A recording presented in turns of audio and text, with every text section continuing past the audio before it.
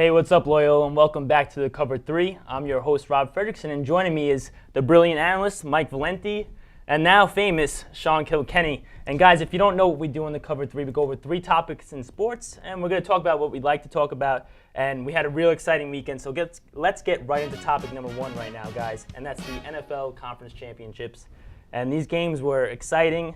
And for the Baltimore hometown fans, it was disappointing, guys. The Patriots outlasted the Ravens 23-20. We know the big story. Cundiff missed the 32-yarder. Time expired. But, Sean, did the Patriots defense, they played real well. Are they for real? They were terrible all season. Or was this just a lucky game that they shut the Ravens down, the Patriots down? Oh, the Ravens down, I'm sorry. I think they were real. I mean, they limited Ray Rice to 67 yards on the ground, 21 carries. They pretty much made the Ravens one-dimensional. And we all know Flacco can't carry the load by himself. So I want to say that it was the Patriots' defense. Anytime you give Belichick a week to prepare for a team like that with not a great offense, it's got to be the defense. I wouldn't say they were for real, but they're also lucky as well because they're lucky that Cam Cameron was on the other sideline. I don't even know why he still has a job in the NFL. I think they didn't give Ray Rice the ball enough. And during this game, you saw there was a lot of big plays, open downfield. Flacco missed a few throws. And even at the end of the game, Ravens got the ball less than 2 minutes, drove right down the field, and still could have won that game pretty easily. I don't see the Patriots defense as elite. Maybe in the playoffs they got a little better because they have time off and it is the playoffs. But this team's defense is the worst in the league. Yeah, I'm going to say that it was a lucky game for them. I mean, if you look at it, the Ravens were in the red zone often, and they came away with 3 field goals from Cundiff, and that's not counting the one he missed. And there was one play where they were on the goal line, couldn't stuff it in. So really, I think it's an inability on the Ravens' part to convert. And I think that the more high-powered offenses would have been able to convert against the Patriots' D. So I'm going to say it was a lucky game, but they had been playing better, the Patriots' defense. They've certainly improved, and having Bill Belichick as your head coach definitely doesn't hurt. But guys, we talk about, who gets the due for this win. Was it Brady, the Patriots' D, or was it really just Cundiff's miss that let the Patriots win? What do you think, Sean? I think it was a combination of Cundiff's miss and poor coaching by the Ravens. I mean, time management at the end. You see Cundiff's rushing onto the field. He's got literally no time to go through his routine. The Ravens have a timeout still. I mean, it's not like you're freezing your own kicker. Let the guy go through his own routine. And then he gets on the field. He gets paid to make 32-yard field goals, and he just completely botches the kick. I'm going to have to say the same thing. The Ravens, they missed so many opportunities in this game. In the second half, they completely dominated the game. The worst call in the entire game was that draw play on 3rd and 3 when they were inside the 10-yard line and decided to run a draw and they lose 3. So now they can't even win the game anymore, which forces them to tie the game. And I've interviewed Billy Cundiff personally. He's a nice guy, but 32-yard field goal. I think almost anyone sitting at this table could probably kick that. Yeah, it's a chip shot in the NFL, and I'm going to go with the Patriots D on this game just because I don't like blaming any particular person. You win as a team, you lose as a team, and the Patriots defense stepped up. Tom Brady had a real bad game for the player he is. And I think that the Patriots D, they were able to shut down Ray Rice. Like you said, he only had 67 yards and 21 carries. That's way below his average. And they really, that guy Moore had a great game on defense for the Patriots. And I think they won that game. Although, like you said, I mean, Cundiff, what are you going to do? It happens in sports. Everybody messes up big time. And this is as badly as you could have really messed up in this case. Guys, let's move into the second game of the night, which was just as exciting, if not more exciting. The Giants capitalized on a huge mistake against the 49ers in overtime, winning 20-17. Guys, who was the better defense? Mike, I'll go first to you. Well, I'm going to say the 49ers just because they played the more explosive offense. The Giants do have a great offense. They have 2 explosive receivers. Eli's had a great year. I think this game was a coming out party for this Niners defense. I think it showed that they are the best defense in the league. They beat up the Giants on offense. In the second half, I believe the Giants had only 1 first down in 9 drives. It's just unfortunate that Kyle Williams had to fumble twice, but this Niners defense is tremendous. Justin Smith, Alden Smith, the 2 middle linebackers, Willis and Bowman. I've actually never seen anything like it before, and they also tackle better than any team. I got to go Giants defense here. We're talking about a defense that's finally healthy late in the year. They limit Alex Smith to 12 of 26, 196 yards, and only one of those passes was converted to a wide receiver. And of that 196, we forget a large chunk was to Vernon Davis on the first drive. Yeah, I mean, it really is a toss-up, guys. I mean, like you said, Mike, and I think you said it best before the show. This was a man's game. This was the way football should be played. defenses tackled, they wrapped players up, and I really enjoyed watching this game. It was a physical game, and both teams played so great. If I wasn't a Giants fan, I might say the 49ers, but I'm the Giants fan, and the Giants have been on fire. Their defense has been getting to the quarterback, and Alex Smith he didn't have many opportunities to throw the ball. Most of his yards came from scrambling out of the pocket and getting down the field a little bit. That's really why he played semi-decent, I guess you could say. For me, like you said, this is how the game should be played. If you could play defense now in this league, that's amazing, because the way teams throw the ball and drive right down the field, if you could play defense now, it's a sight to see. And guys, we talked about Kyle Williams a little bit. I feel pretty awful for the guy, but Mike, how do you think he should be handling this situation right now? Well, if you listen to the Niners after the game, they said they lost the game as a team. You could easily blame their offensive coordinator, the wide receivers for not getting open, the play calling, just as much as you could blame Kyle Williams. But those 2 fumbles were probably the game. So I'm going to have to say that a lot of that burden has to go on Kyle Williams. I totally agree with Mike saying a lot of the burden's got to go on Williams. But getting back to the coordinator, John Harbaugh, totally abandoning the run. Yep. I mean, we're talking about a team that didn't pass the ball well all year. I mean, Alex Smith has his coming out party this year, 7 years into the league, throws for 3,100 yards, and all of a sudden you're making the guy drop back 30 times. Yeah. You're not going to win a game like that against the New York Football Giants, gentlemen. And even when they were running in the second half, they were gaining 5-6 yards a chunk. And in the fourth quarter, and especially in overtime, when they didn't need to rush anything, they decided to throw, and you saw Alex Smith was throwing the ball straight into the ground. Yeah, and Frank Gore literally was unstoppable the entire game. It was, every time he touched the ball, it was a guaranteed 4 to 5 yards, and they did average 5 yards a carry, 150 yards over the game. Did seem like they abandoned the run, maybe got a little bit, antsy trying to get those points up, but you really, when Alex Smith is your quarterback and you have Frank Gore and that offensive line, they should have really just stuck with the run for the game, I think. But guys, we talk about the past. Now let's move to the present and the future. We have Super Bowl coming up, and let's move into topic number 2 right now. Super Bowl preview, guys. We're going to Indianapolis. It is a dome. Both teams are outdoor, and they play in the cold, the Patriots in Foxborough, the Giants in the Meadowlands. So, guys, do you think either team has an advantage playing in the dome? Sean, I'll throw it first. I think from an offensive standpoint, we definitely got to go with the Giants. I mean, outside of Wes Welker, who is going to stretch the field for the Pats? Who's got that speed? It's not going to be Deion Branch. Gronk's got great hands, but, I mean, he doesn't have that elusive speed. Look at the Giants receiving corps. Mario Manningham, Hakeem Nicks, Victor Cruz. We're talking about home run hitters here. And for all those Jets fans, just refer to Week 16 when Victor Cruz ripped one for 99 yards. For me, I think both offenses are going to be pretty explosive. For me, I think the question is which defense is going to be more explosive on the field with turf. I think the Giants' pass rush is going to be all over Brady this game. Brady's not like Aaron Rodgers or even Alex Smith, where he can move around the pocket and move away from the rush. If the Giants get any sort of pass rush, they're gonna bother Brady a lot. And you see when Brady gets pressured, he throws picks. He doesn't like it. So yeah, I mean, I was gonna say the Patriots because of the West Coast offense, but talking to you guys, you kind of just swayed me the other way, and I agree with what you're saying completely. I think with the home run hitters, we have that breakaway speed in Victor Cruz, Hakeem Nicks. You saw him do it against the Falcons with that short dink over the middle, and he takes it 60 yards for a touchdown. And like you said, Mike, that's a great point on defense. The Giants are going to be going after that ball very quickly. There's going to be no slip-ups like there was in San Francisco due to the rain. So this is going to be a very fast-paced game, and it might get a little high-scoring depending on these offenses. Another thing with this game is that the Patriots' offensive line, it's good, but it's not as athletic as the 49ers, and obviously the Patriots' defense is not as good as the 49ers either. They're not going to be able to tackle Knicks like the Niners do. They're not going to be able to cover people because you saw all year long they've big play after big play, and the Giants have 2 receivers that stretch the field, and even Manningham could do some damage as well. An interesting point to note, when the Giants played the Patriots back in November, the Giants didn't have Hakeem Nicks. So now they're getting more weapons back this time around. So that's interesting to note moving forward. And they had no problem going down the field on that And the game. defense is healthy, so things are definitely looking up for the Giants. But guys, let's get right into that next question.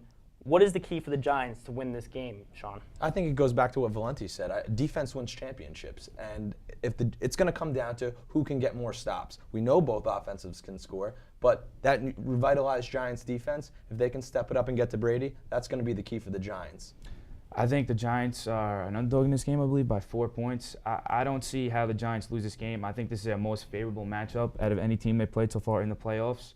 I think they win this game 31-21. I think they get to Brady. Brady's not going to be able to move out of the pocket. He likes to step up. They're just going to bring pressure up the middle, and he's going to have trouble. And I don't see the Patriots stopping them either on offense. All right, well, let's get to the other side. What would the Patriots have to do to get a victory, Mike?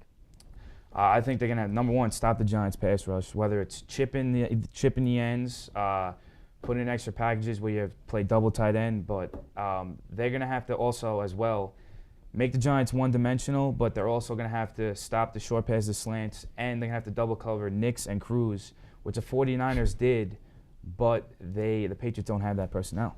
It sounds pretty tough. What do you think the Patriots need to do, Sean? They need to make the Giants one-dimensional. But, I mean, at the same time, the Giants haven't been able to run the ball all year. So if they can contain Ahmad Bradshaw and Brandon Jacobs and Belichick puts something in the next 2 weeks in, that some sort of zone that could contain Victor Cruz, Hakeem Nicks, what it's going to come down to is a lot of those routes that the Giants like to run are timing routes. So if they can jam them at the line of scrimmage and throw that rhythm off, it's going to spell trouble for the Giants. As long as Bill Belichick doesn't film before the game, I think the Giants will be okay. I don't think that'll be allowed again. All right, guys, so the final question about the Super Bowl, your pick and your score, Sean. I'm going to go 24-21 New York Football Giants. I'm going to go 31-21 Giants. It's going to be close in the beginning, but I think the Giants are going to pull away in the fourth quarter. I'm going to go 27-20 Giants. Convincingly, I think the Giants, they will pull away a little bit as well. I mean, you can never count the Patriots out, but Giants have a great matchup right now. And guys, let's move out of football. We have basketball started and the 66-game season. We really haven't gotten to talk about it since last semester. And guys, it's going well. Games are a little bit low scoring. Teams aren't exactly in their rhythm yet. But Sean, who's your biggest surprise of the season? I got to go to the Indiana Pacers. Danny Granger and Hibbert are playing above and beyond of what they were expected to do this season, and I got to give kudos to Larry Bird. Here's a guy coming into the season highly scrutinized for the lack of decisions he's made in the offseason. He stuck with what he knew with his roster, and now it's paying dividends. I'm going to have to go with the 76ers. Drew Holiday is a rising star in this league. How about give some kudos to Doug Collins as well? The guy's a great coach. He's been absent for a long time. He was on TNT, but you see how good of a coach he is. And even Elton Brand's chipping in. He's kind of resurrected his career. And if the Knicks keep playing like the way they're playing, the 76ers are going to win the Atlantic pretty easily. Yeah, I mean, I think, both teams are equally as surprising. I think the 76ers had it in them a little more last year, but the Pacers really came out of nowhere for me. I mean, you got a starting lineup of Darren Collison, Paul George, Danny Granger, Tyler Hansbrough, who nobody really thought would be a good NBA player, and Roy Hibbert. But I think it really goes down to they have a deep bench, the Pacers, and they've been playing really well this season. They have a former All-Star, David West, on the bench who's been chipping in well for them. And the former sixth man from the Spurs, George Hill, is a backup guard. So they have the pieces. I mean, are they a contender in the East? We'll see as the season goes on, but they are playing very well right now. Guys, on the other side of the spectrum, we have the most disappointing team. There should be a unanimous decision. Sean, what do you think? I got to go the New York Knickerbockers here. They bring in Tyson Chandler, a guy that's supposed to clog up the paint, and all he's been clogging up so far is Amari Stoudemire from scoring. They can't defend my grandmother. I mean, get D'Antoni out of there. They need another coach. Bring in the Zen master, Phil Jackson. I would say the Knicks too, but I'm going to have to go Golden State. They can't defend either. Monta Ellis couldn't guard his grandma as well. They only play well at home. On the road, they might be the worst team in the NBA. I thought Mark Jackson would make them better. They have a lot of talent, and Steph Curry can't seem to be healthy. Yeah, I mean, I would say the Knicks as well, but if we're going to mention another team, I would say the Los Angeles Lakers. Kobe Bryant, you can't blame the guy. He's been doing unbelievable, guys. I mean, he's been putting up, we saw those 2 consecutive 40-point games. He really seems to reestablish himself as that elite player, but he just doesn't have that supporting cast anymore. No more Lamar Odom. Pau Gasol has really just lost that tenacity. And although Andrew Bynum's playing well, there's always that injury concern, but just outside those 3 guys, they really just don't have the pieces around them. And it's right now they're 10-8, and they're in the 10th spot in the West. You would never think that of the LA Lakers. Would you say Meta World Peace is the most disappointing signing in the last 2 years? Yes, he is absolutely awful. At least he got them that championship once because he hit a big 3 in the end of the game, but definitely not worth it after that. Let's move on to talking about Dwight Howard, guys. The guy, the trade talk is all over the place, from the Lakers, the Knicks, to the Clippers, to the Nets. Is he going to be traded before the deadline? And if so, where do you think he's going, Sean? I think Otis Smith as the GM, he's got to trade him. He can't afford to have another Shaq situation in Orlando. Those of you who remember Shaq left Orlando high and dry. I mean, this time Dwight Howard's such a valuable asset. He's got to get something in return. And where he's going, I think he's got to go to the Lakers. I think Kobe Bryant needs a guy in the paint, much like Shaquille O'Neal. I mean, when he had Shaq, look what happened. They rallied off, 3 championships in a row? I think he turns back the clocks. Kobe Bryant, Dwight Howard, and they do something special. I'm gonna agree with Sean. I think he's going to the Lakers as well. He's a perfect fit there, like you said. Look at the centers they've had. They've had Wilt, Jabbar, Shaq, and now Dwight Howard, and he will be dealt before the trade deadline. Pau Gasol has gone soft on us once again, and like you said as well, the Magic need to get something back for him. You can't just let a guy like this go because your franchise is gonna be like the Washington Wizards. Yeah, and I'm going to say that he's definitely going to be traded as well. And I would like to see him go to New Jersey just for the sake of New Jersey and leveling the playing field out a little bit. But I just don't see them having the pieces to trade for him. Lopez being hurt is huge. It's huge. He's not playing at all. Exactly. So I'm going to have to agree with you guys. I think the Lakers makes the most sense. They have Bynum, and they can package deal with Bynum, and they basically get Dwight Howard pretty easily there, I feel like. And, I mean, I've heard rumors about the Clippers maybe trading Blake Griffin and DeAndre Jordan, but I don't think that's going to happen. And the Knicks, how many superstars do you need? I mean, the Knicks, you got to just figure it out with what you have right now as far as I'm concerned. Guys, let's do a little bit of rapid fire to end the show. We have some other news in the NBA. Flip Saunders got fired today. Is that the right decision, Sean? I think it is. You only are what your record says you are. You're 2-15. There needs to be a change made. With that young talent, John Wall, Nick Young, JaVale McGee, I mean, you got to put a better product on the floor for the fans other than 2-15. He had to go as well. I thought he was going to be gone at the end of last year. I mean, his record was something like 58-132. That was awful. He was a decent coach at the Timberwolves when they only had Kevin Garnett, but Kevin Garnett back then was such a beast that it didn't matter who you had on the roster. They were going to be okay. They need to go in a different direction. I really, at this point, don't know what it is because their up-and-coming superstar does not want to play the game of basketball right now. So this looks like they're headed in the right direction, but who knows where they're going to go. It's real unfortunate, too, because John Wall doesn't want to be in Washington anymore. And I'd have to blame that. I think Flip Saunders has to go because if you can't motivate your young talent, and obviously he knows he's not going to be in a championship team in his first 2 years in the league, getting drafted #1, it's definitely the coach. He's not motivating the team. He's just not putting a good environment around those players. So I think it was the right decision to go. And, guys, last question. Dirk is hurt from playing in Germany over the summer, trying to get his team into the Olympics. Mark Cuban, very angry. He doesn't think these players who get paid a handsome salary here in the U.S. should be able to play overseas for the Olympics. What do you think, Sean? Does he have a point there? I think he absolutely has a point. Last time I checked, Germany wasn't paying his lavish salary and paying his bills off. So Cuban definitely has a big point here. I think he has a point as well, just because Mark Cuban basically owns him. But at the same time, you can't fault the player for wanting to play for his country. Germany seems like they might be the best European team, and they always have a chance. They have a couple decent players, but Mark Cuban definitely has a huge issue here in his hands because he pays Dirk a huge contract, and it's just a disgrace for Germany to be overusing Dirk. Yeah, I mean, like you said, Mark Cuban definitely has a point. Will it ever change? I doubt it. Players want to play for the country. Playing in the Olympics, winning a gold medal is a lot of players' dreams. And there could be the argument that Olympic basketball is not that important. It's it's not that much competition to the USA. But at the same time, these players do get paid to play in the NBA very much, and it's unfortunate when they go out to injuries when they're not playing with that team, and it's a conflicted interest for owners and players most. Let me tell you something. You don't go out as a legend playing for your country. You go out as a legend winning NBA championships. There you go. Good point. Well, that's it for the first episode of the spring semester of the Cover 3, Loyola. And check out our other shows. We're going to have the Six-Man Report coming out soon. And tune in and check it out on Greycomm.tv. We'll see you next week, Loyola.